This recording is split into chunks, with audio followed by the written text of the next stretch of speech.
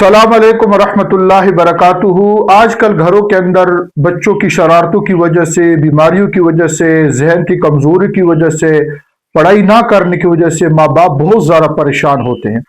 آج میں ان کو ایک دم شدہ پانی بتا رہا ہوں، اس کو تیار کر کے گھر میں رکھے۔ بچوں کے تمام مسائل کا حل انشاءاللہ اس دم شدہ پانی کے اندر ہے۔ بیمار ہو، شرارتیں کرتے ہو، باتیں نہ مانتے ہو، ذہن ان کا کمزور ہو، اس کے لیے آپ ایسے کریں کہ کوئی سا بھی درود شریف جو آپ کو آسان لگتا ہو، آتا ہو، اس کو روزانہ 1000 دفعہ پڑھنے کا معمول بنا لے، اور کسی پانی کی بوتل یا گھر کے اندر کوئی بھی کولر وغیرہ دیکھ لیں، اس پانی کو روزانہ 1000 دفعہ پڑھنے کے بعد اس درود شریف کو اس پانی پر دم کر کے آپ وہ استعمال کیا کرے۔